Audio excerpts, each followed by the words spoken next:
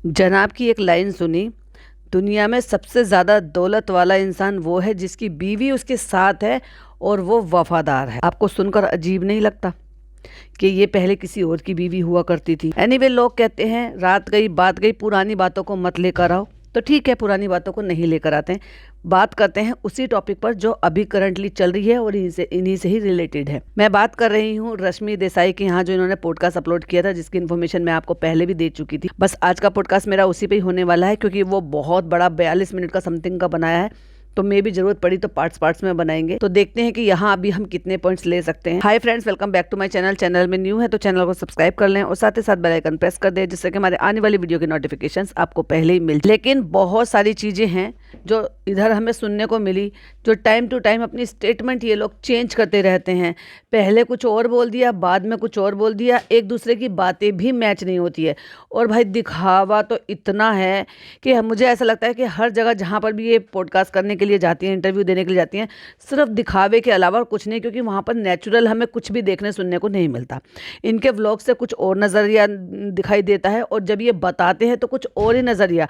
और हर बार जहाँ पर भी ये पॉडकास्ट रिकॉर्ड करने के लिए या इंटरव्यू देने के लिए जाते हैं तो ऐसा लगता है अरे ये भी ये हुआ था, ऐसे भी हुआ था। ये वो लोग हैं जिनको हम 5 साल से मतलब रेगुलर बेसिस पर देख रहे हैं। कितने झूठ बोले हैं, कितनी बातों को मैनिपुलेट करा है। तो चलिए शुरू करते हैं। और हर पॉडकास्ट की जगह तरह मुझे ये भी ऐसे ही लगा कि भाई बहुत ही चुनिंदा, सोच समझकर सिलेक्ट किए हुए, और हाँ, जो लीगल इनके जो पेपर्स होते हैं उनको देख कर ही इन्होंने ये साइन किए होंगे कि भाई ये सवाल पूछ सकते हो, ये सवाल नहीं पूछ सकते। हर बार ये उम्मीद लगती है कि अब ये नया पॉडकास्ट पे जा रही हैं, तो मे भी शायद जो नया पॉडकास्टर है वो शायद चमचागिरी और चापलूसीगिरी ना करे। एक्चुअली जो दुनिया को, ऑडियंस को जानना है इनके बारे में, वो सवाल वो उठाए और इनको जवाब देने पर मजबूर करे। लेकिन भाई साहब, उनको अपना काम चलाना है और इनको अपनी इमेज क्लीन करनी है, तो बस इमेज वाइट वॉश का काम करते हैं वहाँ पर। मुझे समझ में नहीं आता कि जो इंटरव्यूअर है वो क्यों बुलाता है और ये लोग क्यों जाते हैं। उसका ज़्यादा फायदा है या इसका ज़्यादा फायदा है? अब क्योंकि इन्होंने भी, रश्मि ने भी इनके साथ काम किया है, तो ऑफ कोर्स कौन अपनी इमेज खराब करेगा या कौन रियलिटी निकाल कर सामने लोगों को दिखाएगा जिससे कि बाकी के लोग डर जाएं, घबरा जाएं और वो इसके इनविटेशन पर आए ही ना। तो हर पॉडकास्टर यही करता है। बहुत कम ऐसे लोग देखने को मिलते हैं जो अंदर से चीज़ें बाहर निकलवा सकते हैं और उनकी रियल पर्सनैलिटी और रियल बातें बाहर निकलवा कर ला सकते हैं, जिससे कि एक्चुअली को लोगों को वो रियलिटी दिखाई देता है। अब देखो भाई, ये ब्लॉगर हैं, एक्टर एक्ट्रेस हैं, एक्टिंग करना बखूबी जानते हैं, एक्टिंग ही कर रहे हैं। पेपराजी के थ्रू जितना जाना था, लेकिन उसके बाद जब इन्होंने ब्लॉगिंग शुरू की तो भाई साहब इन्होंने अपनी जिंदगी को खुली किताब कर दी। लेकिन उसके बाद भी बहुत सारी चीज़ें ऐसी होती हैं जो वो नहीं बताते हैं, और बहुत सारी चीज़ें ऐसी होती हैं जिनके जवाब भी नहीं देते। लोग कमेंट्स में पूछते हैं लेकिन उनके ये जवाब नहीं देते। तो जिन चीज़ों पे एक्चुअली इनको ट्रोल किया जाता है या जिन चीज़ों पे सवाल उठाए जाते हैं जो ये जवाब देते ही नहीं हैं, वो भी इनकी डेली लाइफ रूटीन से जुड़े हुए जो सवाल होते हैं ये अपने हिसाब से जवाब देते हैं। तो वही वाली चीज़ें, तो मुझे लगा था कि शायद ये ऐसे होगा, लेकिन एक्चुअली कहीं ना कहीं मेरे को ये पता था कि कोई भी पॉडकास्टर या कोई भी, मतलब हम जैसे लोगों को छोड़कर, कि जो हम इनकी रियलिटी बताते रहते हैं टाइम टू टाइम, जो ये खुद ही अपने मुंह से निकाल देते हैं। पहले कुछ और स्टेटमेंट दे दी और बाद में कुछ और दे दी, या एक ही घर में 3-3 व्लॉगर होने के बावजूद किसी ने कुछ बोल दिया और किसी के कैमरे में कुछ कैप्चर हो गया। तो आखिरकार भाई रश्मि भी वैसी निकली, मुझे उम्मीद नहीं थी। वैसे जितना ये बिग बॉस में बिंदास बोलती थी तो मुझे लगा था 1%, इसलिए मैंने उम्मीद इससे लगा ली थी कि शायद ये कुछ ऐसी चीज़ें निकलवा पाए और इसका जो ये पॉडकास्ट चैनल है ये इसलिए चले कि जिससे कि लोगों को वो लगे जो बाकी अदर्स लोग नहीं कर पाए वो ये कर देती है। बट नहीं भाई, सब इमेज कॉन्शियस है, सबको अपना काम चाहिए, सबको अपने पैसे चाहिए, सबको अपना ये है कि आगे भी मेंटेन करना है भाई। नहीं तो अगर इस तरह से लोग जाएंगे फिर कैसे हो पाएगा। वेलकम हुआ, बहुत अच्छे लग रहे हैं आप दोनों। माशाल्लाह माशाल्लाह शुरू हो गया मैडम का। माशाल्लाह आप भी बहुत ही अच्छे लग रहे हो, प्रिटी लग रहे हो। काश आपको भी ये कह पाती कि आप प्रिटी लग रही हो और आप ये इतना बड़ा जो ना गोधड़ा लपेट कर नहीं आते। अभी इसी तरह की जो ड्रेस है, अगर इसको गले को अवॉइड कर दिया जाए तो कोई बुराई नहीं थी। इस तरह की ड्रेस में कॉर्ड सेट अच्छे से पहन सकते हो, कैरी कर सकते हो। यहाँ कौन सा आपने हिजाब लपेट रखा है? हाँ, दुपट्टा ही तो डाल रखा है लपेट कर। दुपट्टा आप अच्छे से वहां पर भी कैरी कर सकते हो, या फिर इस तरह के कपड़े आप पहन सकते हो। गौहर खान पहनती है ना, सलीके के भी दिखते हैं और अच्छे भी दिखती है। लेकिन ये औरत जिसने हर बार ये कहा कि मेरे कपड़ों पर भी मुझे बोला जाता था, और अब खुद क्या करती है, गुदड़े लपेटती हैं। दोनों ब्लैक एंड व्हाइट पहनकर आए कि जो है जनाब भी पैर के ऊपर पैर रख के, हमारे वो क्रश वाली जो है शर्ट, पता नहीं कुर्ता क्या चीज पहनी हुई है। ओफो, अपने आप को शाहरुख खान समझते हैं, पर शाहरुख खान नाक को नहीं सुकोड़ता। और इनका टाइटल भी यही था कि कैसे सेट पर सिमर को मिला रियल ससुराल। तो पहला जो क्वेश्चन था वो यही था कि आप मुझे बताइए कि कैसे आपको जो है रियल मतलब सेट पर आपको रियल ससुराल पर आपको रियल ससुराल मिल गया, मतलब रास्ता मिल गया, जो कि विच इज रॉन्ग। और हो गया शुरू हो भाई मैडम का। मैडम हकलाना शुरू कर देती हैं, इंग्लिश निकल जाती है उनकी फट फट फट फट, तो समझ जाओ गड़बड़ है बाबा। क्योंकि भाई साहब हड़बड़ाता तभी है इंसान जब अंदर से सोच समझ कर बोलना होता है, इमेज कॉन्शियस हो जाता है। क्योंकि सच्चाई बोलने के लिए आपको जरूरत नहीं है। अगर आपकी लाइफ के पार्ट में से कोई वो हिस्सा कोई अगर पूछे और आपकी वो जिंदगी का हिस्सा है ना, ऐसे फट फट फट फट फट फट मुंह से निकलता है। सोचने की जरूरत नहीं होती है, जो आपकी लाइफ के साथ जुड़ा होता है ना, जिसको आपने एक्चुअली जिया होता है, उसके लिए सोचने की जरूरत नहीं होती। हाँ, लेकिन अगर आपको इमेज कॉन्शियस होना है और आपको सोच समझ कर बोलना है कि कोई भी मेरा बोला हुआ लाइन कंट्रोवर्शियल बन सकता है, तो फिर आपको सोचना पड़ता है। और वहां जहां ये सब करना पड़ता है वहां रियलिटी तो नहीं होती। तो उस दौरान जब हम शो में थे, हम बहुत ही अच्छे दोस्त थे और फिर इन्होंने छोड़ दिया। छोड़ने का मेन रीजन तो तुमने नहीं बताया। छोड़ने का मेन रीजन भी यही था जो आज तक तुमने नहीं बताया। क्यों नहीं, रश्मि ने ये सवाल पूछा कि छोड़ा क्यों था शो छोड़ने का मेन रीजन क्या था। शो चला था 8 साल, जिसमें कि 6 साल मैडम ने चलाया था और जनाब ने किया 1.5 साल। तो जनाब 1.5 साल में क्यों आउट हो गए? क्या उनकी एक्टिंग अच्छी नहीं थी? नंबर 1। क्या उनको जो है वो डायलॉग डिलीवरी नहीं दे पा रहे थे? नंबर 2। क्या वो नाक सुकड़ का जो है इरिटेट कर देते प्रोड्यूसर को? नंबर 3। क्या वो एक्टिंग नहीं निकाल कर दे पा रहे थे जो एक्चुअली डायरेक्टर प्रोड्यूसर को चाहिए थी? नंबर 4। क्या इनका नैन मटक्का शुरू हो गया था जिसके चलते ये प्रॉपर तरीके से वो काम नहीं कर पा रहे थे जो एक्टर को करना चाहिए, डायरेक्टर प्रोड्यूसर को चाहिए था? नंबर 6। आप ही मुझे बताइएगा, क्या जो है जो मैडम जिन अपने ब्रदर इन लॉ के थ्रू उस सीरियल में या इस इंडस्ट्री में गए थे, जिस सीरियल से रिलेटेड थे वो भी, उन्होंने ये देखा था कि मेरे ये बंदा जो है मेरे भाई भाभी का घर तोड़ रहा है, इनकी क्लोजनेसनेस कुछ ज़्यादा हो गई है? नंबर 7। कमेंट में जरूर बताइएगा कौन सा नंबर है, और अगर 1 से ज़्यादा, 2 से ज़्यादा, 3 से ज़्यादा है तो वो भी जरूर लिखिएगा नंबर के साथ। जब इन्होंने शो छोड़ दिया है तब असली कहानी शुरू हुई है, क्योंकि तुम लोग साथ में एक साथ रह रहे थे और तुम्हारी पिंगे बढ़ गई थी और जब किसी का साथ जो है एक बंदा जो है छोड़ देता है और कहीं और चला जाता है, तब वो जो पिंगे बढ़ी हुई होती है ना, जो तुम टाइम स्पेंड साथ में करते थे, जो तुम्हारा लवी डबी शुरू हो गया था, जो तुम्हारे नैन मटक्का शुरू हो गया था, वो भी जब तुम ऑलरेडी मैरिड थी और जिसकी वजह से एक घर टूट रहा था, तब कहाँ गए थे जनाब के वही एथिक्स जिनको अभी ये बोले थे कि ऐसी बीवी होनी चाहिए, वैसी बीवी होनी चाहिए, वो इंसान ऐसा है और वो इंसान वैसा है। तब इनको ये एहसास हुआ कि ये जो है रिश्ते में है, जो कि इन्होंने एक्चुअली पॉडकास्ट में जवाब दिया। तो हम ना दोनों जगह पे मतलब ये भी छोड़कर चले गए, ये मतलब दोनों हम एक दूसरे को मिस करने लगे। मिस कब करता है भाई? इतने सारे कलीग्स आते हैं, इतने सारे कलीग्स चले जाते हैं, उसमें जो है ना सीन चेंज होते रहते हैं, लीप आ जाता है, लेकिन मिलते रहते हैं। लेकिन तुम्हारे केस में नहीं मिल सकते थे, रीजन क्या था वो बताओ ना। हमने आज तक जो है ऑफिशियली किसी को प्रपोज नहीं किया। नचबलिए पे क्या हुआ था, वो ऑफिशियली नहीं था, जजेस के सामने घुटनों पर बैठकर रिंग दिया जा रहा था और शादी के लिए प्रपोज किया जा रहा था। अगर क्योंकि अभी ये ज्ञान बांटेगी, क्योंकि वो जो इंसान होता है ना जो एक दूसरे को पूरा करता है, तो आपको इन सब चीजों की जरूरत नहीं होती है, ये नहीं होता, सब कुछ अनोखी चीजें हुई है, क्योंकि ये सारे काम तो तुम पहले कर चुकी हो, अब तो ये सेकंड टाइम हो रहा था। और जनाब को तो पहली बार में भी एहसास नहीं हो पा रहा था, क्योंकि जनाब को तो आज भी एहसास नहीं होता। जनाब ऐसे सुनते हैं जैसे ये हमारे बारे में बता रही है या पता नहीं क्या कहानी सुना रही। मैडम कहती है कि जब हम मिले तो हम बहुत जल्दी घुल मिल गए, एक दूसरे के साथ जुड़ गए। कैसे जुड़ गए भाई?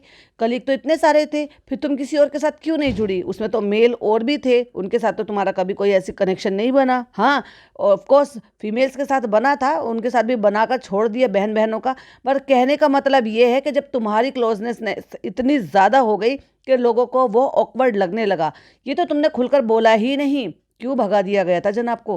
क्यों जनाब को छोड़कर जाना पड़ा? और ये दोनों इनके एक दूसरे के अलग होने के बाद मिस करने लगे एक दूसरे को, और वहां से इनको रियलाइज हुआ कि वो बंदा ऐसा है कि जिसके बिना मेरी जिंदगी अधूरी है। वाह, इतने दिन में इतनी जल्दी इनको ये एहसास हो गया कि इसके बिना मेरी जिंदगी अधूरी है और यही मेरी जिंदगी की पूर्ति कर सकता है। वाह मैडम वाह, और वो भी मैरिड होते हुए। अच्छा इन्फ्लुएंस करती हो आप, बिकॉज वो जो इंसान है अगर वो आपको पूरा करता है, पॉइंट टू बी नोटेड, अगर एक कोई इंसान है जो आपको पूरा करता है, जबकि मैडम खुद पूरी थी, दुकेली थी, अकेली नहीं थी मैडम, दुकेली थी, क्योंकि मैडम तो मैरिड थी। फिर आप किसी अदर पर्सन के लिए, किसी गैर महरम के लिए ऐसे कैसे कह सकती हो कि वो आपको पूरा कर रहा है, जबकि उसके साथ आपका कोई रिश्ता नहीं है, सिर्फ जस्ट को एक्टर है। और उसके बाद आपने उससे दोस्ती कर ली और आपको प्यार का एहसास हो गया। उसी बीच में फिर रश्मि ने उसको रोका। मैं आपको बीच में रोकना चाहूंगी क्योंकि मेरा एक क्वेश्चन है, लेकिन देखा जाए तो ये क्वेश्चन उन्होंने सही पूछा। हालांकि वो अलग बात है कि उसका ज्यादा इतना इम्पैक्ट नहीं पड़ा, बट उसके मन में एटलीस्ट ये थॉट आया कि ये ऐसा इनके हमेशा जो ना इनके कॉन्ट्रैक्ट में होता है, मूवी के भी होता है, सीरियल्स के भी होता है कि आप प्रेग्नेंट नहीं हो सकते हो, आप किसी के साथ रिश्ता नहीं रख सकते हो, आप किसी के साथ जो है प्यार में नहीं पड़ सकते हो, जिससे कि उस सब चीज़ का असर आपकी सीरियल पे, मूवी पे, वेब सीरीज पे, इन पे सब पे पड़े। तो ये सब लीगल फॉर्मेलिटीज होती है जो आपको फिल कर कर और साइन कर कर देनी होती है। तब आपको एहसास होता है कि ये जो बंदा है या बंदी है ये आपके लिए बना है। अरे आपकी शादी थी ना, आपकी तो डाइवोर्स भी नहीं हुआ था। मतलब आप ये कहने का मतलब ये है कि जैसे ये जनाब से मिली, इनको अपनी शादी में कमियां महसूस होने लगी और इन्होंने जो है अपने दोस्त मतलब अपने जो को एक्टर है उनको जब दोस्त बना लिया, उनके साथ इतनी पिंगे बढ़ा ली और इतना सब कुछ कर लिया, उनको तुरंत ये एहसास हो गया कि ये बंदा है जो तुम्हारे लिए बना है। कितनी बार स्टेटमेंट बदलोगी और कितनी बार ये सारे प्यार और ये सब चीजें बदलोगी। यही वजह है कि जब मैडम ने उसके बाद काम ही नहीं किया, कहीं ऐसा ना हो कि फिर ये हिस्ट्री रिपीट की जाए। ऐसा लगता है आपको? कमेंट में जरूर बताना। तो वो यही कह रही है कि मैं तुम्हें बीच में रोक कर जो है ये सारी चीजें पूछूंगी क्योंकि मैं इस बात के लिए बहुत ही क्यूरियस हूँ। क्योंकि भाई बीइंग एक्टर उनको भी पता है कि इस तरह के क्लोज होते हैं आपके कॉन्ट्रैक्ट में। तो दोनों ने डिनाई कर दिया कि फ्रेंकली हमारे साथ ऐसा कोई क्लोज नहीं था, तभी तुम्हें भगाया गया वहां से, तभी तुम रातों रात आउट हो गए वहां से, सीरियल से। भाई सीरियल शुरू हुआ 1 साल, मतलब वो खुद मैडम के इंटरव्यूज में बता रही थी कि जब वो इनके लिए पहला साल पड़ा। अब सोच कर देखो, जब सीरियल बनते बनते पहला साल भी नहीं गुजरा था और उस बीच में रमज़ान आए तो मैडम इतना डेडिकेटली, इतना घुस गई जनाब के साथ फ्रेंडशिप में और बॉन्डिंग में कि लिटरली उन्होंने वहाँ से स्टार्ट किया रमज़ान की तैयारियां करना और उसको बड़ी डीपली एनालाइज करना कि रमज़ान क्या है, इस्लाम क्या है, कैसे होता है। इसमें कोई बुराई नहीं है भाई, अगर किसी को अगर जानने की इच्छा है कि कौन सा किसके धर्म में कौन सी चीज़ अच्छी है और आपको किसी भी अदर धर्म में कोई भी अच्छाई लगती है और आप उसको जानना चाहते हो और उसमें पार्टिसिपेट करना चाहते हो, कोई बुराई नहीं किसी भी तरह की, कैसी भी। बट उसको ये सोचकर करना कि मुझे इस धर्म में आना है और मुझे उसकी तैयारियां करनी है, जस्ट बिकॉज मैं इसके साथ ऐसे करूंगी तो ये मेरे लिए और पॉजिटिव हो जाएगा, या मेरे और करीब आ जाएगा। मैडम ने जो है ये सब अपने उस इंटरव्यू में बोला जो कि उतने साल पहले का इनका इंटरव्यू आया हुआ था, जिसमें ये दूसरी बार जब वहां पर रमजान इफ्तार करा रही हैं और वहां पर फलकनाज और ये ज्योत्सना ये सब थे वहां पे, मतलब पूरे कलाकार थे। नए वाला जो उसमें उनका एक्टर मतलब उनका हस्बैंड का रोल कर रहा था, सीरियल में मेन लीड कर रहा था, वो भी था वहां पर, लेकिन जनाब नहीं थे। क्योंकि जनाब ने जब शो शुरू किया तो 1 साल जनाब ने ये किया, पहला रमजान पड़ा और मैडम इतनी जल्दी उनके साथ इतना ज़्यादा घुल मिल गई कि उनके लिए सोचने लगी, उनको ये पसंद है, उनको ये पसंद है, उनके लिए ऐसे करूँ, उनके लिए वैसे करूँ, घर से टिफिन बना के लेकर आना, ये करना, फला फला फला, बहुत सारी चीज़ें। तो ये सारी चीज़ों में जो है आग की तरह ये सारी चीज़ें फैल गई। कहते हैं ना, इश्क और मुश्क छुपाए नहीं छुपता, तो पूरे सेट पर फैल गया। और उस बीच में फिर जब सेकंड टाइम रमजान आए, जनाब को किक कर कर आउट कर दिया गया उस सीरियल से। लेकिन जनाब मैडम के मुंह से एक बार भी ये नहीं निकला कि क्यों निकाल दिया गया था, ऐसा कौन सा रीजन था कि दूसरे साल में ही निकाल दिया, जबकि शो मैडम ने 6 साल किया और शो 8 साल चला। यानी कि 6 साल मैडम के करने के बाद भी 2 साल और चला लीप आने के बाद, कि जो ये जो क्लोज डाला जाता था, you not fall in love with each other. ये होता है क्योंकि बहुत बार ऐसा होता है कि जो सीरियल बना रहे हैं, जो वेब सीरीज बना रहे हैं या फिर मूवी बना रहे हैं, तो उनके लिए ये होता था कि भाई कल को हमारा ये प्रोग्राम चौपट ना हो जाए, हमारा पैसा बर्बाद ना हो जाए। लेकिन अगर आप उस मूवमेंट पे देखोगे तो कैमरा जब इन दोनों की तरफ है तो मैडम जो है खिसिया कर हंस रही है ही करके, लेकिन जनाब का चेहरा जो है ना बिल्कुल उड़ा हुआ, जैसे जनाब के तोते उड़ गए हो कि हाँ लाइक हमारी चोरी पकड़ी जा रही है। या ये वो मूवमेंट था जिसकी वजह से मुझे काम छोड़कर किक कर दिया गया, निकाल दिया गया। भाई शो से निकाल देना वो भी इसलिए क्योंकि जस्ट बिकॉज क्योंकि वो जो शो था उसमें पार्टिसिपेट कर रहा था वो मेन लीड एक्टर के ब्रदर इन लॉ, और आप उन्हीं का ही घर तोड़ रहे थे मेन लीड के साथ कनेक्शन बढ़ाकर।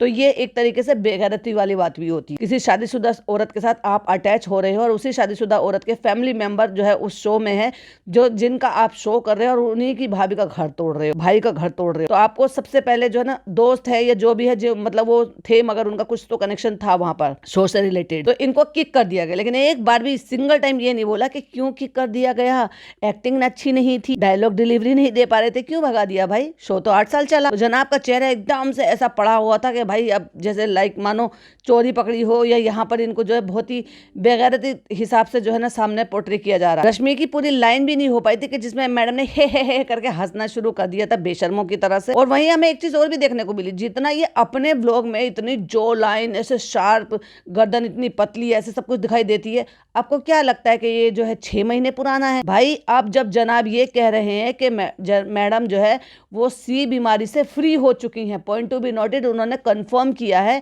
कि अब मैडम इस बीमारी से फ्री हो चुकी हैं। यानी कि जो भी जो है टेस्ट कराए जा रहे थे या कराने थे, या जिन चीज़ का ये था कि डॉक्टर को ये था कि हम तभी इस नतीजे पे पहुंच पाएंगे कि ये वाले टेस्ट होंगे, वो टेस्ट मतलब हो चुके हैं। और उससे ये 100% अब कंफर्म हो चुका है कि जनाब और मैडम जो है वो बिल्कुल फ्री हो चुके हैं अपनी उस टेंशन से और मैडम बीमारी से। और यही एक रीज़न होता है कि पता, जब इंसान खिसियाता है या उसको एम्बेरेसिंग फील होता है तो वो क्या करता है ना, उसकी बॉडी लैंग्वेज थोड़ी चेंज हो जाती है। जहाँ मैडम हंस के ढीठ पने में इतरा कर हंस रही है उस बात पर, तो वहीं जनाब इधर उधर देख रहे हैं, एम्बेरेसिंग फील कर रहे हैं, और फिर कॉफी या मग में चाय है, व्हाटएवर जो भी है, उसको उठाकर पी रहे हैं, क्योंकि आप माइंड डाइवर्ट करते हो। नहीं नहीं नहीं नहीं, हमारे कांटेक्ट में ऐसा कोई क्लोज नहीं था। अच्छा भाई, ये तो बहुत स्पेशल थे ना कि इनके कांटेक्ट में ऐसा नहीं था, क्योंकि ये भी हो सकता है ये इसलिए हो कि जनाब के में ना हो और मैडम के में ना हो, लेकिन जनाब के में हो। क्यों? क्योंकि मैडम तो ऑलरेडी शादीशुदा थी और उसी फैमिली से बिलोंग करती थी, जिस फैमिली का एक मेंबर शो से जो है जुड़ा हुआ था, शो की टीम से जुड़ा हुआ था। तो ये भी एक रीजन हो सकता है कि भाई ये तो भाभी है हमारे घर की बहू है, तो इसके लिए क्या ही इस तरीके का ये लेंगे। उनको थोड़ी ना पता था कि भाई वो उनको भी डिच कर देंगे, और इसीलिए मैडम को आउट नहीं किया गया, हाँ जनाब को आउट किया गया, क्योंकि ये जो क्लोज था ये जनाब की में था। दोनों बैठकर झूठ बोल रहे हैं। तो भाई क्यों झूठ बोल रहे हो? क्योंकि ये तो पहले से ही सुनते आ रहे हैं। ये तो चलो तुम तो 8 साल 9 साल बाद पुरानी बता रहे हो, मगर मैं तो कह रही हूँ कि ये तो सालों से, जब से इंडस्ट्री शुरू हुई है और ये सारी बातें सुनो, पुराने जमाने में भी जो हीरो हीरोइन थे ना, उन तक के चक्कर अफेयर चल जाते थे। भाई भूल रहे हो क्या? द ग्रेट अमिताभ बच्चन और आपकी रेखा मैडम आज भी वो सिंदूर बिंदी लगा के ब्यूटीफुल बनकर घूमती रहती हैं, और उनके रिश्ते आज भी सही सलामत नहीं है, और जया बच्चन जी बोखलाई घूमती हैं। और ये इनके टाइम से नहीं है, कलरफुल के जमाने से नहीं है, ब्लैक एंड व्हाइट के जमाने से भी होता जा रहा है। और कहते हैं जनाब,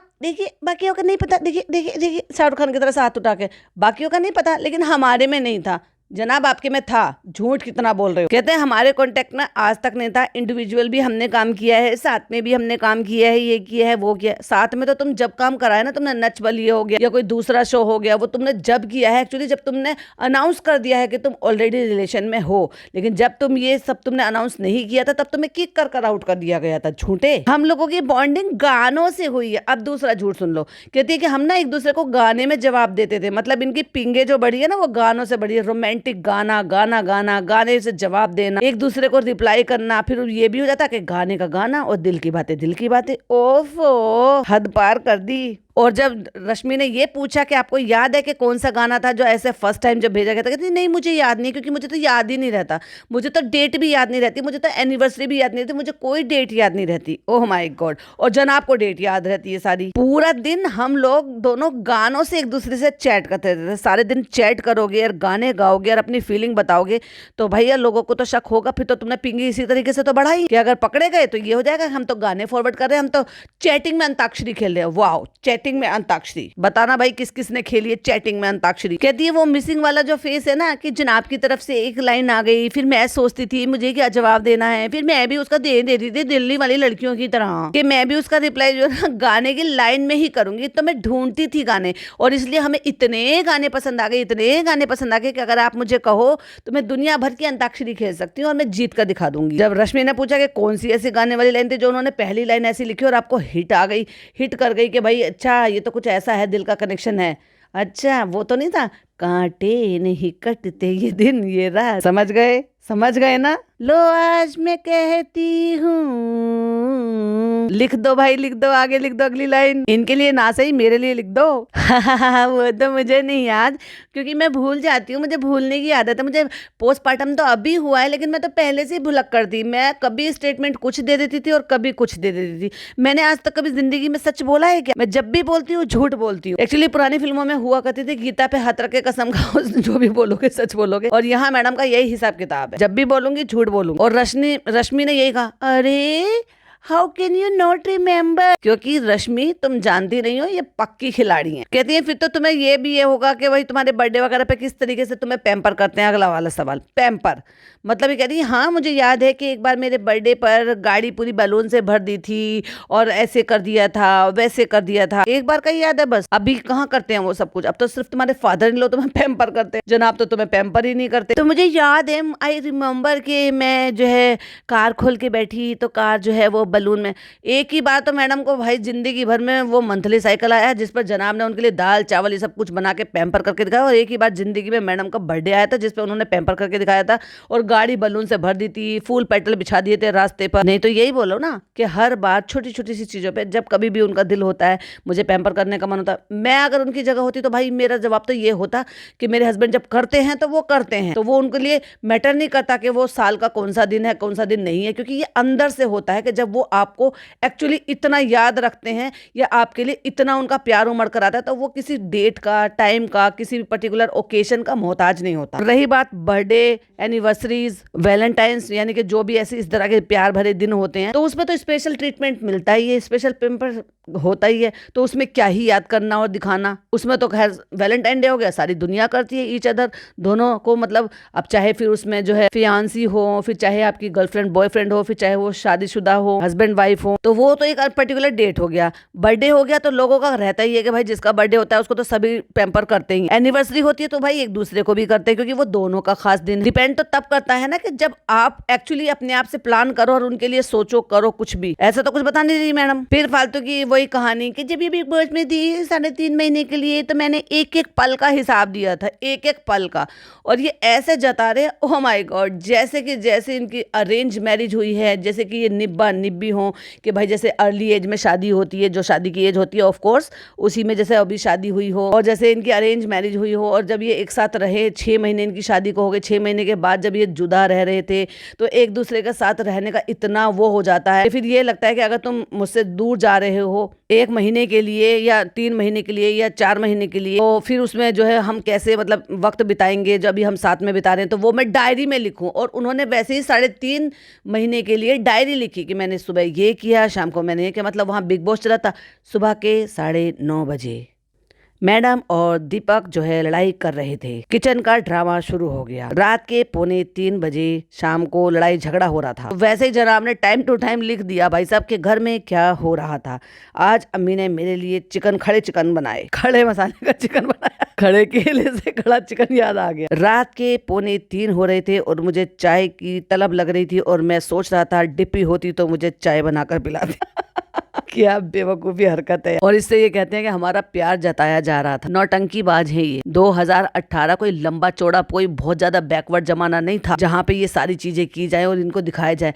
वो अगर बोलो तो कम से कम 25 साल पुराना जमाना होता तो समझ में आता, जब लोग एक्चुअली ज्यादा फोन नहीं थे लोगों के पास, चैटिंग नहीं थे, ये सब कुछ नहीं करते थे, मेल वगैरह भी बहुत कम लोग होते थे जो कर पाते थे। हाँ, लेकिन चिट्ठी थी, डायरीज थी, और ये लेटर भेजे जाते थे, लिखे जाते थे, वो जमाना था। कितनी नौटंकी रचा रखी है। इन सबसे मेरी रियल लाइफ का इंसिडेंस जुड़ा हुआ है। वैसे शादी के बाद जब मैं पहली बार ज्यादा दिन के लिए अपनी मम्मी के घर रहने के लिए गई थी, तो मेरे हस्बैंड ने चार लेटर, मतलब एक लेटर जो 4 पेज का था, पूरा भर के लिख दिया था पूरी मेमोरी से। जब हम लोग बाहर घूमने के लिए गए थे 7, 8, 9 दिन के लिए, तो वहाँ की जो मेमोरीज थी, फिर घर में कैसे मेरे साथ रहने के बाद इतने टाइम और मैं फिर दूर हो गई तो उनको कैसा फील हो रहा है, तो वो लेटर आज तक मैंने संभाल के रखा है। और ये बातें कर रहे हैं 2018 की, ऐसा हुआ और वैसे हुआ। चलो अगर ऐसा है तो फेंका तो नहीं होगा ना, डायरी दिखाना जरूर।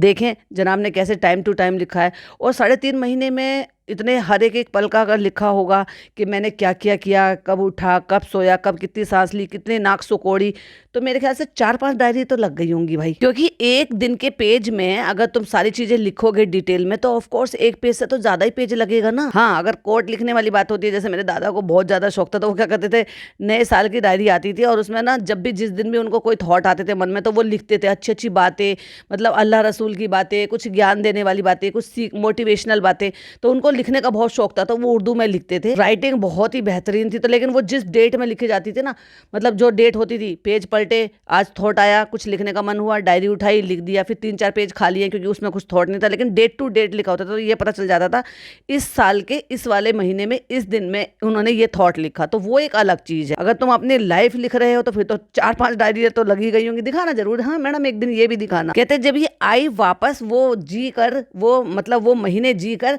तो मैंने कहा ये लो मेरा 3.5 महीने का हिसाब। Oh my God. तो मैडम ने पे किया कि नहीं किया, बस ये और बता देना भाई। एंड उसमें ना इस तरह से लिखा ना, रश्मि मैं इतने बजे घर आया, आपके बिना कुछ अच्छा नहीं लग रहा, और फिर मैं ये सोच रहा हूँ तुम होती तो ऐसा होता, तुम होती तो वो ऐसा होता, हम यहाँ सोचते, हम वहां जाते, हम ये करते, हम ये करते। अमिताभ बच्चन बन गए थे suddenly, you know all that. बहुत इमोशनल था, बहुत मुझे ऐसा लग रहा था कि शोएब तुमने मेरे लिए ये किया जिसने कभी भी किसी ने मेरे साथ ऐसा नहीं किया। हद है भाई, नौटंकी। पॉडकास्ट बना रही हो या क्या कर रही हो? वो जब आप बाहर आके पढ़ते हो ना, क्योंकि वहां पे कॉल नहीं था, मैसेजेस नहीं थे, लेटर नहीं थे, कुछ भी नहीं था, तो डायरी तो दिखाओ भाई, दिखाना जरूर। हाँ, सारे सब लोग बोलो भाई उनको कि आप जो जिस डायरी का जिक्र कर रहे थे, अब एक से ज्यादा ही होंगी, तो चलो एक ही दिखा दो कि साल लिखा हो, महीना लिखा हो, दिन लिखा हो, टाइम लिखा हो, और अपनी फीलिंग लिखी हो कि तुम कैसा महसूस कर रहे हो मैडम के बिना। दिखाओ दिखाओ, नहीं नहीं नहीं नहीं, हमें तो चाहिए, वी वांट डायरी, लिखो जल्दी जल्दी सब। फिर उसको पढ़ के ना ऐसे लगा रश्मि कि जैसे हाँ यार यही तो चाहिए था जिंदगी में, और यही मेरी लाइफ में मिसिंग था। जब मैं अपने माँ बाप के घर में थी तब भी मिसिंग था, फिर मैं जब अपने पहले हस्बैंड के घर में थी, जबकि मैंने प्यार करके शादी की थी, वो तब भी मिसिंग था। फिर मैं तुम्हारे साथ लव मैरिज में आई तब भी मिसिंग था, क्योंकि तुम अलग छोड़कर चले गए थे मुझे। हाँ, फिर हमने शादी कर ली, वो भी कितने साल बाद, कि हमने 2013 में, मतलब वो उन्होंने छोड़ दिया था, 2012 में छोड़ दिया था। 11 से शुरू हुआ था ये ऑडिशन, इन्होंने 2010 में दिया था, जो डेट इन्होंने टाइम बताई है, और 2011 में चला, और 2011 के एंड में, यानी कि या फिर 2012 के शुरुआत में आप समझ लो कि उन्होंने छोड़ दिया। तो उसके बाद इनके रिश्ते आपस में बनते रहे, क्योंकि अब ऐसा ना, अब तो कुछ कर ही नहीं सकते भाई। अगर उसने वो शो में नहीं है और इनके अगर ये रिश्ता रख रही है किसी से, तो अब मैं किसी के बाप से भी नहीं रुकूंगी, ये वाला था। और उसके बाद इनके रिश्ता चलता रहा 13 बीता, 14 बीता, 15, 16, 17 बीता, और जब जाके 18 में 6 साल इश्क लड़ाने के बाद, 6 साल खूब साथ रहने के बाद, फिर काहे की प्यार की इन्होंने ये जो बताई, मतलब ऐसा कौन सी हसरत थी जो इनकी 6 साल में भी पूरी नहीं निकली, जो डायरी में निकाल दी। Oh my God. जरूरत से ज्यादा झूठ बहुत बोलती है, जहां भी पॉडकास्ट में जाती है ना, कुछ एक नया झूठ चिपका के आ जाती है, जो कंट्रोवर्शियल हो जाता है, जो लोगों को मौके मिलते हैं फिर सवाल जवाब करने। तो जब तलाश जहां खत्म होती है ना रश्मि, जब जिंदगी का सुकून आता है ना, तब यहाँ आता है। दिख रहा है मैडम, मैडम दिख रहा है आपका कितना सुकून है। और भाई साहब, मैडम की जो ठुड्डी है ना, ये छोटी सी दिखाई देती है, लेकिन गर्दन कितनी मोटी लग रही है इसमें, मतलब लाइक सीरियसली। कि रश्मि का फेस जो है, वो हमें पता है कि उसका थोड़ा सा चबी चबी सा फेस है, लेकिन रश्मि की भी जॉ लाइन अच्छे से दिखाई दे रही है, और उनकी भी गर्दन इतनी मोटी नहीं है जितनी मैडम की दिखाई दे रही है। अपने में कुछ और यहाँ पे कुछ और ही नजर आता है। भाई साहब, ये लोग बड़ा झोल झाल करते हैं, बहुत ही ज्यादा। इनकी हर चीज में झोल होता है, झूठ बोलने में झोल, और लाइफस्टाइल बताने में झोल, रिश्ते निभाने में झोल। फिर रश्मि की भाई लिपड़ी चुपड़ी घी चिपड़ी हुई बातें, जो उसने अच्छे से चूल्हे पर बनाई, फिर उस पर बहुत सारा मक्खन घी लगाया, फिर उस पर चटनी लगाई, फिर चिपड़ के जो उसने ये मसालेदार बना दिया, और ये कहा कि सच कहूँ तो मैं बहुत फील करती हूँ कि तुम बहुत लकी हो। कहती है वो डायरी लिखने में इतना इनोसेंस, इतना प्यार है ना, कि आई थिंक वो बिग बॉस की ट्रॉफी जीतने से भी ज्यादा मेरे लिए अचीवमेंट थी। फिर अचानक से इनको याद आया, अरे यार लोग ट्रोल कर देंगे, पकड़ लेंगे। ऑफ कोर्स, फिर पलट के कहती हैं ऑफ कोर्स कि मेरे लिए जो ना बिग बॉस की ट्रॉफी मायने रखती है कि मैंने वो जीता है, लेकिन उससे ज्यादा मायने मेरे लिए रखता है, उसके इक्वल मेरे लिए मायने रखता है कि जनाब ने मेरे को मिस किया, मेरे जनाब ने मुझे मिस किया और मेरे लिए डायरी लिखी। तो दिखाओ वो डायरी। कहते हैं क्योंकि ना शादी के तुरंत ही बाद ना, जब आपको शोएब जो लेकर जा रहे थे, जब आपको शादी के तुरंत बाद घर लेकर जा रहे थे और आपके ऊपर फूलों की बारिश कर रहे थे, ये कौन सी नई बड़ी बात है भैया। मैंने तो कितनी जगह पे ऐसे भी देखा है कि हस्बैंड जो है जब शादी के बाद लेकर जाते हैं तो अपने कमरे तक बीवी को गोद में उठाकर लेकर जाते हैं, वो पूरे घर वाले फूलों की बरसात करते हैं। कहती वो जो आपको रील में दिखा उससे बहुत ज्यादा था वहां पर। आपके रिश्ते में आई थिंक इससे बड़ी चीज ना और कुछ नहीं हो सकती। और भाई साहब बहुत ही ज्यादा गर्दन, ऐसा लग रहा है कि जो लाइन के बाद तो गर्दन ही डायरेक्ट चालू हो गई है मैडम की। कहती है देखो मैं आपसे पूछना चाहूंगी कि शादी के 1 महीने में तो कुछ भी नहीं होता, 1 महीने में तो आपको सेटल होने में लग जाता है। अरे रश्मि जी, इनकी अरेंज मैरिज थोड़ी ना थी जो इनको सेटल होने में लग जाएगा, पहली बार मिले भाई, 6-7 साल इश्क रहा है, लिविंग में साथ में रहे हैं, तो क्या ही नई बात हो जाएगी उसमें। और उससे पहले तो इन्होंने इश्क लड़ाया ही है, मतलब सेट पर भी, सेट के बाद भी, फिर रिश्तेदारियां निभाने में लग जाती है। ये आप किसकी बात कर रहे हो जो एक्चुअली अरेंज मैरिज करते हैं या मैट्रिमोनियल साइट से मिलते हैं और तब जाके उनकी शादी होती है, जो एक दूसरे को बिल्कुल भी नहीं जानते और पहली बार ही शादी के बाद ही आप एक दूसरे के साथ रहकर एक दूसरे को जान रहे हो। कैसी बात करती हो रश्मि, तुम्हें पॉडकास्ट बनाने से पहले इनके बारे में जानकारी नहीं ले लेनी चाहिए थी? सारे पॉडकास्टर ऐसे ही होते हैं। तो मैं ये देखना चाहती हूँ कि आपकी जर्नी कैसी थी, मतलब आप जो है क्या कर रहे थे? तो कहते आप मेरी अम्मी को नहीं जानती, धीरे से बोला, मतलब बड़े इतरा। कहते वो जो आपने लिखा ना वो तो दीपिका के लिए था, लेकिन जो संघर्ष था इनके जाने के बाद, जो घर आपने मैनेज किया था, वो आपको कैसा लगा? मतलब एक बेटे से पूछ रहे हैं कि संघर्ष क्या, मतलब इसको रश्मि को पता था कि जो भी कुछ घर चला रही थी वो मैडम ही चला रही थी और अब मैडम वहां पर चली गई है, तो अब मैं कैसे घर चलाऊंगा, ये पूछने की थी क्या उनकी, मतलब उनका मीनिंग ये था क्या सवाल का? और फिर जनाब बताते हैं कि बिग बॉस जोड़ियों का भी चल रहा था और हमें जोड़ी में ऑफर हुआ था और इनको तब ऑफर हुआ होगा क्योंकि भाई इन्होंने क्या है, ये बड़े जब उस टाइम ट्रेंड में चल रहे थे।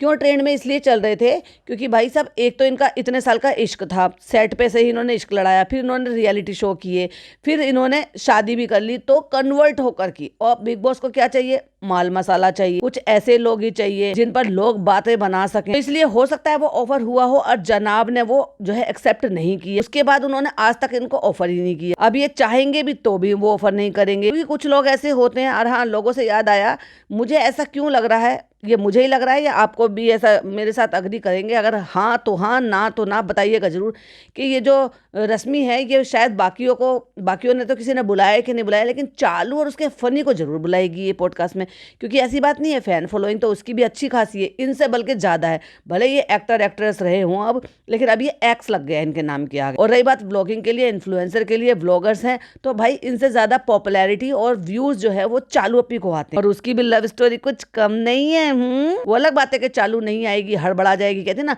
हम तो भड़बड़ा जाते हैं, भड़बड़ा जाएगी वो। तो कहते हैं कि उस वक्त हमें जोड़ियों में ऑफर हुआ था, तो हमें भी ऑफर हुआ था और उस वक्त मेरे पापा जो थे वो बीमार थे, उनको ब्रेन हेमरेज हुआ है, ब्रेन स्ट्रोक भी आया है, कि हमने डिसाइड किया कि ससुराल सिमर का तुमने हम मुझसे ज्यादा किया है और तुम मुझसे ज्यादा पॉपुलर हो, पॉइंट टू बी नोटेड। अपने मुंह से सच्चाई बता देते हैं। तो तुम बिग बॉस करो और मैं और चालू रहकर यहाँ पर तुम्हारी पीआर करेंगे। और अल्हम्दुलिल्लाह हमने आज तक कोई पीआर नहीं रखी। रश्मि कोई पीआर नहीं था दीपिका का, मैंने और चालू ने मिलकर ही सब कुछ कर लिया था। सबसे सस्ता, सबसे हल्का, सबसे ज्यादा भूलने वाला, सबसे ज्यादा ना याद रखने वाला सीजन वही था, और नॉन डिजर्विंग विनर वाला भी। कोई पीआर नहीं थी। इसके इंस्टाग्राम पे ना चालू जो है वो पोस्ट किया करती थी। फिर मैडम बताती है कि बिग बॉस के अंदर गई थी तो मेरे 1 मिलियन फॉलोवर्स भी नहीं थे, और जब मैं आई तो 1 मिलियन ही हो गए, बस इतना। और जब मैं बाहर आई हूँ तो 1 मिलियन हो गए और वो सब क्रॉस कर गए, और ये सब इन लोगों की वजह से आ गई चापलूसी गिरी पर। फिर बताती है कि फैमिली वीक में जब ये घर आए थे तो सबके आ रहे थे, मैं सबसे लास्ट में थी, मैं अपनी पोयम पढ़ रही थी और अचानक से इनकी आवाज आई। वो रश्मि दैट मोमेंट बस आंखों में आंसू भर लाई, क्योंकि ये इसमें तो बहुत माहिर है मैडम। कहती है और उसमें इन्होंने मुझे बोला था कि बात उसी की होती है जिसमें कोई बात होती है। तो फैमिली को कैसे मनाया, ये अगला सवाल था रश्मि का, क्योंकि आई एम श्योर ये इतना ईजी नहीं होता, क्योंकि वो उस पर्सपेक्टिव से सोच रही थी कि भाई हिंदू मुस्लिम का यहाँ पे लफड़ा आया है, प्लस इसको भी 100% तो पता ही होगा, जो कि ये बता नहीं रही है कि ऑलरेडी ये मैरिड थी। अब ये तो ऑलरेडी रश्मि तो जाने, जब सारी दुनिया जानती है कि ऑलरेडी वो मैरिड मैरिड थी उस टाइम पर, और उसने डाइवोर्स लिया था, जो कि मैडम ने भी ये बोला था कि मेरा जो वो मुश्किल वक्त था उसमें अम्मी ने मेरा बहुत साथ दिया। मतलब लाइक सीरियसली कि कोई एक माँ जो है अपनी होने वाली बहू की साथ जाएगी उसका डाइवोर्स कराने के लिए, उसको सपोर्ट करने के लिए, और फिर उसको कन्वर्ट करा के अपने घर की बहू बनाएंगे। अजीब नहीं लगता आपको? और वो भी जब वो उस केस में तो हो सकता है कि वाकई में उसका शौहर उसको मारता हो, पीटता हो, हैरेस करता हो, उसको दुखी रखता हो, उसकी जिंदगी तबाह कर दी हो। ऐसे में अगर होने वाली सास सपोर्ट कर रही है तो भाई सैल्यूट है और उसको सपोर्ट भी करना चाहिए। लेकिन अगर ऐसा कुछ हुआ ही ना हो और इनकी वजह से ही किसी और की जिंदगी और गृहस्थी उजड़ गई हो, कि ऐसा तो कुछ सामने आया ही नहीं था और मैडम ने कभी बोला ही नहीं है हैरेसमेंट का, मार पिटाई का या किसी भी चीज का। हाँ, लेकिन खाना पीना पहनना ये सब कुछ तो भाई मैडम आपका पहले से ही खराब था। जिनको आप बताते हो, जिन बातों को आप पॉइंट आउट करते हो, पहनना आज तक भी आपको ढंग का आया नहीं है, खाना आपको ढंग का बनाना नहीं आया कि जनाब बसते फिरते आपके खाने से। झूठ आप भर भर भर कर बोलते हो, तो ऑफ कोर्स किसी भी ऐसे इंसान को ये सारी चीजें कहीं ना कहीं तो प्रॉब्लमेटिक लगेंगी। और ये क्यों नहीं बता रहे हो कि वो भी लव मैरिज थी, वो कोई अरेंज मैरिज नहीं थी, उसमें भी आपने धर्म परिवर्तन किया था, तब तुम्हारे पेरेंट्स का कैसा था। तो भाई ये तो मुझे लग रहा है एक्सपीरियंस्ड हो गई थी मैडम तो वन टाइम, क्योंकि भाई ऑलरेडी एक धर्म छोड़कर दूसरे धर्म में आई थी, फिर वहां से दूसरा धर्म छोड़ के तीसरे में आना पड़ा और तीनों को ही एक्सेप्ट करते चले गए। क्योंकि हर किसी की ना थोड़ी सी इच्छा होती है कि हमें सीधी सादी बहू चाहिए, या फिर ऐसा कोई गवर्नमेंट वाला या कोई इस तरह की बहू चाहिए, कमाने वाली बहू चाहिए, या फिर किसी को पेंशन वाला गवर्नमेंट जॉब वाला जवाई चाहिए। मतलब वो ये कहना चाह रही है कि दोनों की फैमिली को तुमने कैसे राजी किया, क्योंकि एक को चाहिए सीधी सादी सी बहू। इसका मतलब रश्मि के हिसाब से वो सीधी सादी ना कभी थी ना कभी है और शायद होगी भी नहीं। और वही दूसरी तरफ इनके पेरेंट्स को ये चाहिए था कि भाई हमें जो है ना कोई पेंशन वाला, सरकारी जॉब वाला, वेल सेटल्ड वाला लड़का चाहिए था। तो भाई उनका क्या है, भागते भूत की लंगोटी। हर बार मेरी ये कहावत फिट हो जाती है भाई इनके पॉडकास्ट में, सॉरी इनकी वीडियोस के साथ मेरे पॉडकास्ट में, क्योंकि भाई उनको भी क्या करें, उनका एक घर टूट चुका था उनकी बेटी का, तो दूसरा घर बसाने के लिए चाह रहे थे। और हर माँ, पिताजी का तो नहीं पता कितना रोल था कितना नहीं था इन सब कब में, कभी मैडम ने खुलकर बताया नहीं, लेकिन माता तो यही चाहती है। और ये भी कहते हैं शोएब ने मुझे बहुत प्यार दिया है, वो इसलिए कहती है कि इस फैमिली ने मुझे बहुत सारा प्यार दिया। बताती नहीं कभी भी माता जी कि आपकी अपनी फैमिली कहाँ है। आप तो पिंड आती जाती रहती हो ना, तो वो कहाँ है वो तुम्हारी फैमिली, और तुम्हारी खुद की बहन कहाँ है, कभी क्यों नहीं आती है तुमसे मिलने के लिए, अपनी भांजी से मिलने के लिए। पूना का कोई इतना लंबा दूर सफर तो है नहीं, बड़े आराम से आया जा सकता है। अरे चलो जल्दी जल्दी ना सही 6 महीने में एक दफा तो आया जा सकता है ना। तो जब ये बोला कि ऐसा हुआ है क्या कभी, तो कहते हैं आप मेरी अम्मी को नहीं जानते। अम्मी को तो भाई सारी दुनिया जानती है। सलाम छोटो को बड़ों को अम्मी का प्यार भरा सलाम। अच्छा वो उन्होंने ये सब कुछ करना बंद कर दिया, लोगों ने कॉल आउट करना शुरू करा और एटलीस्ट उन्होंने गलत तरीके से सलाम करना बंद कर दिया। रश्मि कोई दिक्कत नहीं हो। और जनाब ने पहले हंसने दिया मैडम को, हंस ले तू हंस ले पहले, चला मुझे सोचने दे मुझे बोलना क्या है।